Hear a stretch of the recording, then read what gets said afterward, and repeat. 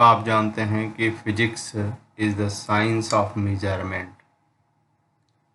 और जब कभी भी आप मेजरमेंट करेंगे तो वो मेजरमेंट क्या होगा, अप्रॉक्सीमेट ही होगा।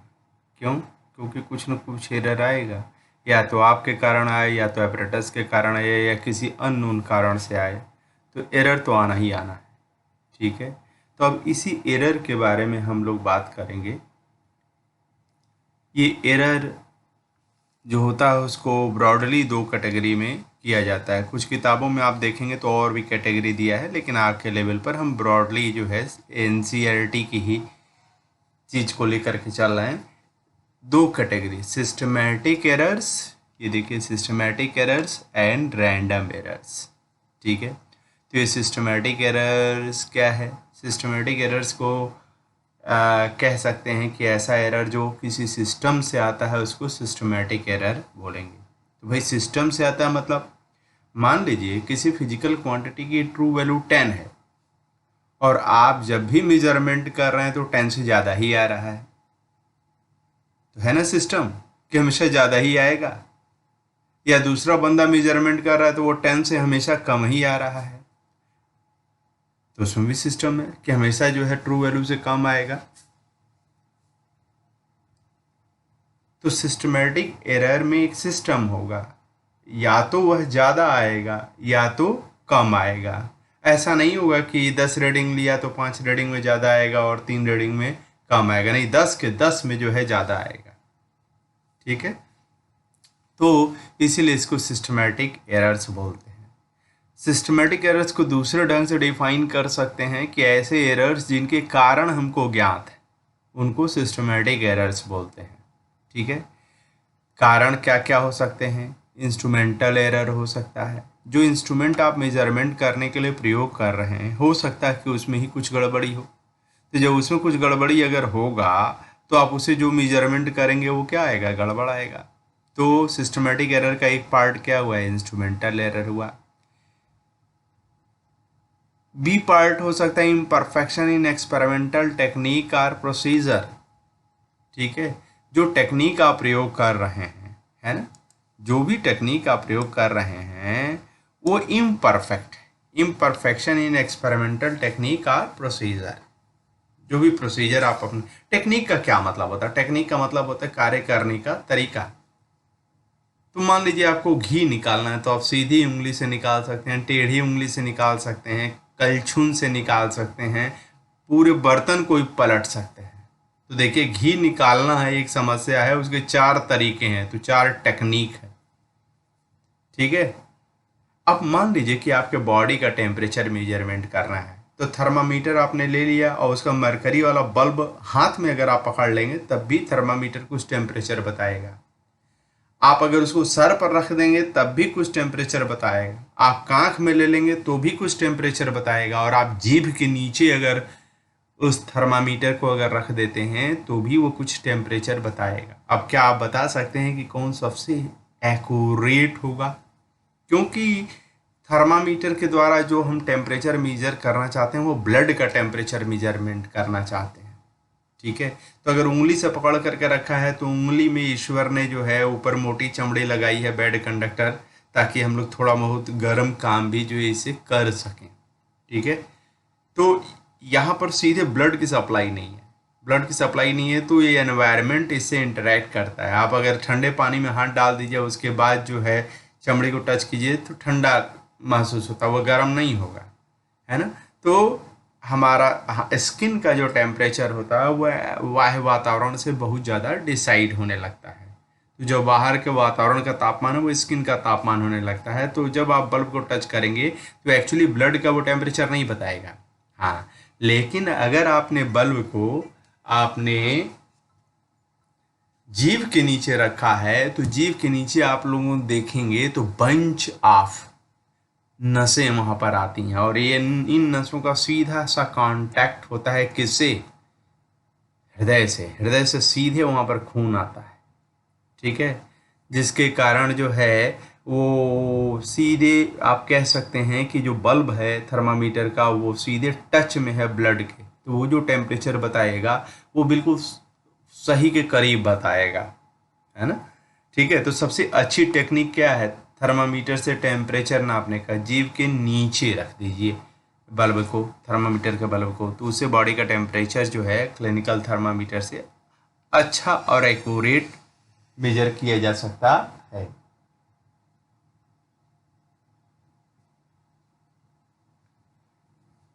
तो पहला हमने आपको क्या बताया, इंस्ट्रूमेंटल एरर। भाई सिस्टमेटिक एरर में इंस्ट्रूमेंट के कारण जो एरर आएगा वो इंस्ट्रूमेंटल एरर होगा। परफेक्शन, आपने जो टेक्निक प्रयोग किया वो सही नहीं है तो भी गड़बड़ आएगा। पर्सनल एरर है ना, पर्सनल एरर, अब आपको एक खास तरीके से ही चीज़ों को देखने की आदत है, ठीक है, और वो गड़बड़ आदत है ना, तो उसके कारण जो है जो एरर एंट्री करेगा वो पर्सनल एरर्स की कैटेगरी में आएगा। मान लीजिए आप केयरलेस हैं तो केयरलेसनेस भी आपके कारण आ रहा है, पर्सन के कारण आ रहा है, तो क्या होगा? पर्सनल एरर होगा। ठीक है, there is another kind of errors that is called random errors. Random errors, random मतलब रैंडम, ठीक है, जैसे आपने एक सिक्के को उछाला, हेड ही आएगा? नहीं, हेड भी आ सकता है और टल भी आ सकता है। बिल्कुल उसी तरह से अगर एक फिजिकल क्वांटिटी है जिसके ट्रू वैल्यू मान लीजिए 10.0 है और आपने मेज़र किया 10 बार तो 7 बार ज़्यादा आया और 3 बार कम आया, और अगले बंदे ने मेजरमेंट किया तो 7 बार कम आया और 3 बार ज़्यादा आया, तो मतलब पूरी प्रोबेबिलिटी है कि ज़्यादा भी आ सकता है या कम भी आ सकता है। तो ऐसे एरर्स को हम रैंडम एरर्स बोलते हैं। और रैंडम एरर्स को अगर डिफाइन करने के लिए कोई पूछ दे तो आप कह सकते हैं कि random errors are those errors whose reasons are not clear.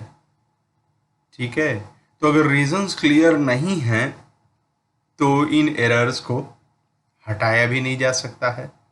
जब कारण अगर मालूम है, जैसे सिस्टमेटिक एरर में अगर हमें मालूम है कि इंस्ट्रूमेंट खराब है तो इंस्ट्रूमेंट बदल देंगे तो उसके कारण जो एरर आ रहा था वो खत्म हो जाएगा। लेकिन रैंडम एरर में क्या है, कारण ही नहीं मालूम है।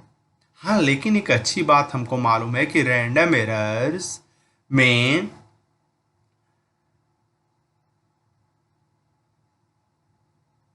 जितनी बार वो पॉजिटिव आएगा उतनी ही बार मतलब इसमें जो ट्रू वैल्यू से ज़्यादा भी आ सकता है और कम भी आ सकता है। तो आप क्या करिए, ज़्यादा भी आ सकता है और कम भी आ सकता है। जैसे उदाहरण हम लोग लें, यहाँ पर मान लीजिए कि एक पेंडुलम क्लॉक है जिसका टाइम पीरियड हमने क्लॉक से नापा तो पहली बार 2.63 आया, फिर 2.56 आया, 2.42 आया, 2.71 आया।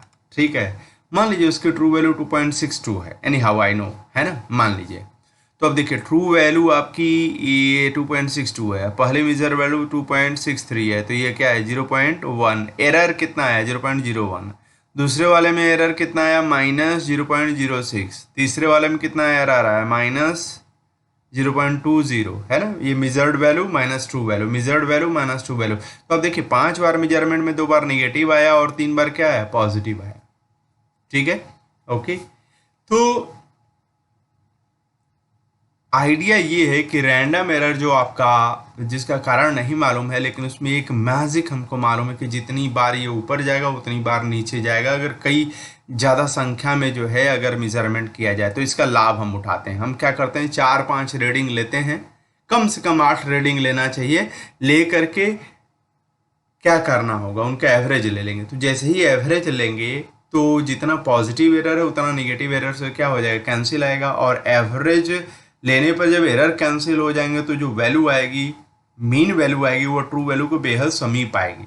वास्तव में ट्रू वैल्यू किसी को मिल ही नहीं सकती है, लेकिन इस जादुई इंफॉर्मेशन का उपयोग करके हम ट्रू वैल्यू को बेहद करीब की वैल्यू प्राप्त कर सकते हैं, जिससे रैंडम एरर जो है रिमूव किया जा सकता है। ठीक है, तो सिस्टमेटिक एरर को कैसे हटाएंगे भाई? सिस्टमेटिक एरर का कारण मालूम है, कारण को हटा देंगे जिससे सिस्टमेटिक एरर हट जाएगा। रैंडम एरर को हटाने का क्या तरीका है? रैंडम एरर में जादुई बात क्या है, जितनी बार ये पॉजिटिव आएगा उतनी बार निगेटिव आएगा। तो कई रीडिंग लेकर के हम एवरेज ले लेंगे, तो एवरेज ले लेंगे तो उससे क्या मिल जाएगा, एवरेज ले लेने से एरर्स कैंसिल हो जाएंगे और जो वैल्यू मिलेगी वो ट्रू वैल्यू मिलेगी। तो mean of the physical quantity will give you the true value. ठीक है। अब एक अलग से एरर का टाइप है जिसका नाम है लीस्ट काउंट एरर। हर इंस्ट्रूमेंट की एक क्षमता होती है ना। जैसे हमारा जो सिंपल स्केल है ज्योमेट्री बॉक्स का, वो डेसिमल अगर सेंटीमीटर में लें तो डेसिमल के फर्स्ट प्लेस तक मेजर कर सकता है। जैसे अगर किसी रॉड की लंबाई, किसी वस्तु की लंबाई 12.2 सेंटीमीटर आप बोल रहे हैं, ठीक है, तो वह 12.2 सेंटीमीटर और 12.3 सेंटीमीटर के बीच में कुछ हो सकती है। लेकिन चूंकि आपका एपरेटस डेसिमल के बाद केवल एक ही स्थान तक मेजर कर सकता है, इसलिए उसकी लिमिटेशन के कारण वह 12.2 सेंटीमीटर लिखा हुआ है। ठीक है, मान लीजिए 12.2 सेंटीमीटर से थोड़ा ज़्यादा है, लेकिन 12.3 सेंटीमीटर से थोड़ा कम है, तो आपने जो 12.2 सेंटीमीटर रिपोर्ट किया उसमें तो कुछ गड़बड़ी है। ठीक है, क्योंकि आपका एपरेटस जो है डेसिमल के फर्स्ट प्लेस तक मेजर कर रहा है। अब मान लीजिए कि वर्नियर कैलिपर्स का अगर आपने प्रयोग किया है तो वो डेसिमल के दूसरे स्थान तक मेजर कर सकता है, तो ये ज़्यादा एक्यूरेट है। ठीक है, अब मान लीजिए स्फेरोमीटर का आपने प्रयोग किया है तो वो डेसिमल के थर्ड प्लेस तक मेजर किया जा सकता है, तो ये और एक्यूरेट है। ठीक है, इसमें जब भी गड़बड़ी होगी तो डेसिमल के दूसरे स्थान पर होगी, और इसमें जब भी गड़बड़ी होगी इसमें डेसिमल के तीसरे स्थान पर होगी। मतलब 1 आउट ऑफ 100 होगा एरर, और यहाँ 1 आउट ऑफ 1000 एरर होगा। ठीक है, ओके। तो इंस्ट्रूमेंट की सबसे कम मेजर करने की जो क्षमता होती है ना, उसी को लीस्ट काउंट बोलते हैं। तो जिसका लीस्ट काउंट बहुत कम होगा उसके द्वारा जो मेजरमेंट किया जाएगा वो बहुत एक्यूरेट होगा। ठीक, अब आइए एरर्स को कैसे रिपोर्ट किया जाए, है ना, बताया कैसे जाए कि इतना एरर है। तो एरर के मेजरमेंट के बारे में हम लोग बात करने जा रहे हैं। ठीक है, ओके। तो एरर के मेजरमेंट में हमारे पास कुछ टर्म्स हैं, जैसे टर्म नंबर 1 है एब्सोल्यूट एरर, टर्म नंबर 2 है रिलेटिव एरर, टर्म नंबर 3 है परसेंटेज एरर। तो एब्सोल्यूट एरर क्या है? आपने मान लीजिए n रीडिंग्स लिया, A1 A2 A3 dot dot dot AN, ठीक है, सब में एरर होगा। सिस्टमेटिक एरर हमने हटा दिया क्योंकि सिस्टमेटिक एरर का हमें कारण मालूम है। रैंडम एरर तो होगा ही होगा सब में। ठीक है, तो हमने क्या कर लिया, मीन ले लिया, सभी का मीन ले लिया, सबको जोड़ करके बाई एन कर दिए, तो हमको क्या मिलेगा, मीन। अब इस मीन से क्या मिलेगा हमको, मीन से क्या मिलेगा हमको, मीन से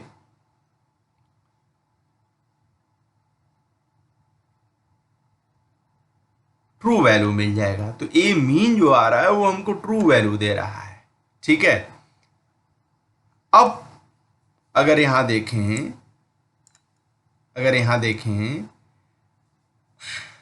कि एब्सोल्यूट एरर का क्या मतलब है, तो एब्सोल्यूट एरर का मतलब है the magnitude of the difference between the individual measurement and the true value of the quantity is called the absolute error of the measurement, है ना।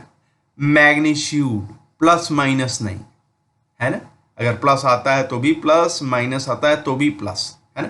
केवल मैग्नीट्यूड से मेरे को मतलब है किसके बीच के डिफरेंस का, between the individual measurement and the true value of the quantity is called the absolute error of the measurement and it is denoted by mod of delta a. ठीक है, तो पहली रीडिंग में एब्सोल्यूट एरर कितना है, पहली reading minus true value. True value कहाँ से मिला, मीन से, है ना, सबका मीन लेने से। दूसरी रीडिंग में कितना एब्सोल्यूट एरर है, वो मेजर्ड वैल्यू दूसरी रीडिंग माइनस मीन। इसी तरह nth में क्या होगा, एन माइनस ए मीन। ठीक है, तो हर रीडिंग में कितना एरर है उसको निकाल लीजिए। उसका साइन की चिंता मत करिए, उसका साइन हटा दीजिए, माइनस है प्लस है उससे मतलब नहीं, केवल हमें नंबर से मतलब है। तो वो एब्सोल्यूट एरर होगा। लेकिन एब्सोल्यूट एरर के साथ एक समस्या है। समस्या क्या है, अगर मान लीजिए आपने 10 रीडिंग अगर लिया है तो क्या आप यह बताएंगे कि पहले रीडिंग में एब्सोल्यूट एरर इतना है, दूसरे रीडिंग में एब्सोल्यूट एरर इतना है, तीसरे में एब्सोल्यूट एरर इतना है ना, 10वें में एब्सोल्यूट एरर इतना है? ये बहुत कठिन हो जाएगा। तो क्या करें, जो कठिन हो जाएगा उसको सरल बनाने के लिए मैथमेटिशियन तो है ही, तो उसको सरल कैसे बनाया जाएगा, सभी एब्सोल्यूट एरर्स का क्या ले लिया जाए, मीन ले लिया जाए, है ना, डेल्टा ए मीन। तो पहले में जो एब्सोल्यूट एरर है वो डेल्टा A1 है, दूसरे में डेल्टा A2 है, तीसरे में डेल्टा A3 है, डट डट डट, और nवें में डेल्टा AN एब्सोल्यूट एरर है। सबको जोड़ करके बाई एन अगर आपने कर दिया तो this will give you mean absolute error. ठीक है, तो mean value represents the true value, और उसमें कितनी गड़बड़ी हो सकती है? अब मीन एब्सोल्यूट एरर के बराबर गड़बड़ी हो सकती है, वो प्लस भी हो सकती है और माइनस भी हो सकती है। यानी फिजिकल क्वांटिटी अगर ए को आपने मेजर किया है तो उसकी value a mean minus delta a mean तक जा सकती है, न्यूनतम, और अधिकतम कितना? ए mean plus delta a mean के बराबर जा सकती है। तो इसीलिए ये लिखा जाता है, किसी भी रीडिंग को ऐसे लिखा जाता है, a is equal to a mean plus minus delta a mean. ठीक है, अब सोचिए कि ट्रू वैल्यू ए मीन है, ट्रू वैल्यू ए मीन है, और उसमें मीन एब्सोल्यूट एरर कितना है? डेल्टा ए मीन है। तो mean absolute error delta a mean है, और उस for the true value a mean. ठीक है, तो थोड़ा समझिए, ट्रू वैल्यू ए मीन है तो उसमें mean absolute error delta a mean है। यहां देखिए, तो अगर ट्रू वैल्यू 1 होगा तो मीन एब्सोल्यूट एरर कितना होगा? ट्रू वैल्यू अगर 1 होगा तो मीन एब्सोल्यूट एरर कितना होगा? Delta a mean by A mean. अगर 5 रसगुल्ले 20 रुपए के मिलते हैं तो एक रसगुल्ला कितने के मिलेगा? 20/5, दैट इज इक्वल टू ₹4। तो उसी तरह से ए मीन में एरर जो है डेल्टा ए मीन है, तो 1 में अगर ट्रू वैल्यू अगर 1 है तो उसमें कितना एरर होगा? Delta a mean by A mean के बराबर होगा। तो ये मीन एब्सोल्यूट एरर और ट्रू वैल्यू के रेशियो को हम क्या बोलते हैं? रिलेटिव एरर बोलते हैं। तो 1 में जो एरर है वो इतने के बराबर है, तो 100 में कितना होगा? तो भैया इसमें 100 से मल्टीप्लाई कर दीजिए, तो 100 से, यानी रिलेटिव एरर में 100 से अगर आप मल्टीप्लाई कर देंगे तो that will give you what? That will give you percentage error. याद रखिए, ए में परसेंटेज एरर के लिए डेल्टा ए का इस्तेमाल किया जाता है। ठीक है, रिलेटिव एरर के लिए कोई सिंबल नहीं है ना, लेकिन डेल्टा ए का मतलब क्या है? डेल्टा ए का मतलब है percentage error in A. Percentage error कैसे मिलेगा? Relative error into 100। Example number 2.6 आप लोग देखिएगा, मैं चाहता हूं कि आप खुद देखें और समझें, कोशिश करें। यहाँ पर देखिए, इस कैलकुलेशन से रिलेटेड जो है हमारे पास एग्जाम्पल नंबर 2.7 है। इसमें क्या है? We measure the period of oscillation of simple pendulum in successive measurements, the readings turn out to be 2.63 and so on so forth. Calculate the absolute errors, relative error और percentage error. ठीक है, तो T1, T2, T3, T4, T5 5 reading जो है लिया गया है, तो इनका मीन ले लिया गया। मीन ले लिया गया तो कितने के बराबर आ रहा है? 2.62 सेकेंड के बराबर आ रहा है। अरे भाई यहाँ देखो 2.624 सेकेंड आ रहा है, तो इसको 2.62 क्यों कर रहा है? देखिए, जो भी मेजरमेंट्स हैं वो डेसिमल के दूसरे स्थान तक हैं, तो ऐसा कैसे हो सकता है कि मीन लेने पर और शुद्धतम आ जाए? नहीं, तीसरे स्थान तक नहीं, किसी इंस्ट्रूमेंट में तीसरे स्थान तक मेजरमेंट किया नहीं है। This 4 is coming simply because of calculation, तो इसको राउंड ऑफ करना पड़ेगा। चलिए बताइए राउंड ऑफ कैसे करेंगे?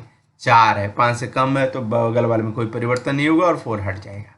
ठीक है, अब पहली रीडिंग में एब्सोल्यूट एरर कितना होगा? Measured value minus mean value. Mean value ही ट्रू वैल्यू है, तो यहाँ पर देखिए सब मीन वैल्यू को ही लिया गया, इधर मेजर्ड वैल्यू को लिया गया और ये ऐसे हो गया। ठीक है, ये माइनस आ रहा है, माइनस हटा दो, प्लस आ रहा है, प्लस हटा दो, केवल नंबर्स मतलब रखो। तो ये जो डिफरेंसेज आ रहे हैं वो जो मेजर्ड वैल्यू है और ट्रू वैल्यू दोनों के बीच में डिफरेंस से आ रहा है। ठीक है ना, ये डिफरेंस से आ रहा है तो ये एरर को रिप्रेजेंट करता है। ठीक है, तो पहली रीडिंग में एब्सोल्यूट एरर कितना है? 0.01। ध्यान दीजिए, दूसरी वाले में कितना है? 0.06 second. Mean absolute error. Minus मैंने नहीं बोला है, क्योंकि जब आप एब्सोल्यूट एरर बोलेंगे तो माइनस प्लस से मतलब नहीं रहेगा। ठीक है, अच्छा, सभी एरर्स का हमने मीन ले लिया, मीन ले लिया तो 0.11 सेकेंड के बराबर आ रहा है। तो ये क्या आया? डेल्टा टी मीन आया है ना, मीन एब्सोल्यूट एरर। अब रिलेटिव एरर अगर आप निकालना चाहें तो रिलेटिव एरर, अच्छा, रिजल्ट कैसे रिप्रेजेंट करेंगे? T mean plus minus delta T mean, है ना। यानी जो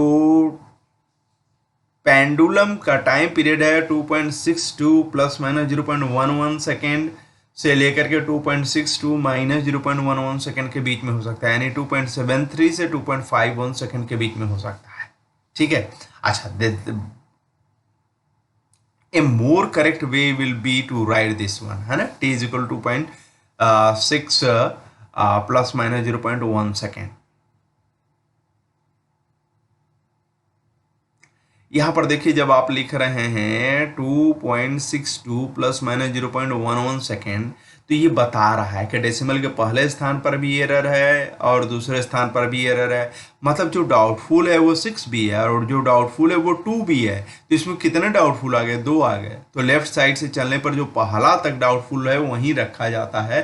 तो भैया केवल यहीं तक रखेंगे और बारीकी में अगर एंट्री करेंगे तो ये 2.6 हो जाएगा और एरर जहां पर हो रहा है वहीं तक इस एरर को भी रखेंगे तो 0.1 हो जाएगा, ठीक है। ये एनसीईआरटी की उपलब्धि है। तो अब जो है परसेंटेज एरर अगर निकालना हो तो रिलेटिव एरर कैसे? डेल्टा टी मीन 0.1 हो जाएगा और टी मीन इतने के बराबर हो जाएगा, इंटू 100 कर देंगे तो दैट इज इक्वल 4%।